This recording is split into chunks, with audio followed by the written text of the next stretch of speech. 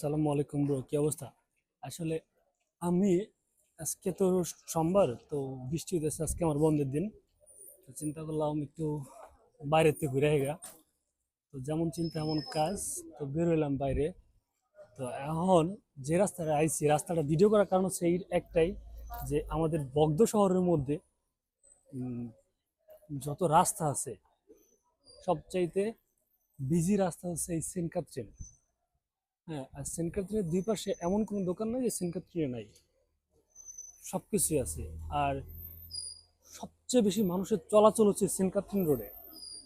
হুম, মানে সকাল 7টার পর থেকে শুরু করে একদম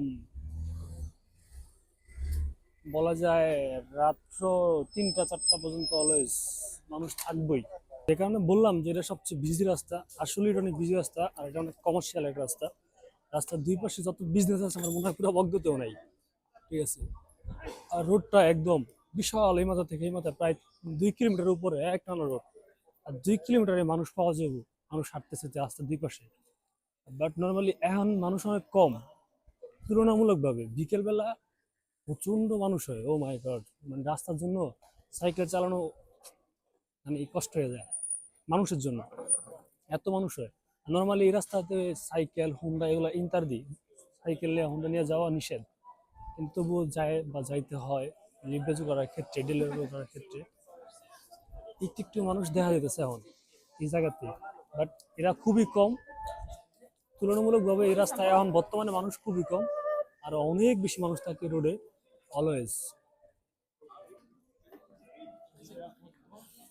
কুকুরে আন্টি কুকুর লিয়ে একটা সেকশন। যাই হোক, সো রাস্তাটা খুবই ফেভারিট, খুবই সুন্দর একটা রাস্তা, খুবই সুন্দর একটা জায়গা। কারণ রাস্তার দুই পাশে সব কমার্শিয়াল ব্যাপার স্যাপার, সব দোকান। এমন কোনো দোকান নাই যে সেন্ট ক্যাথরিনে নাই। সো সেন্ট ক্যাথরিন খুবই জনপ্রিয় এবং খুবই সুন্দর একটা রাস্তা।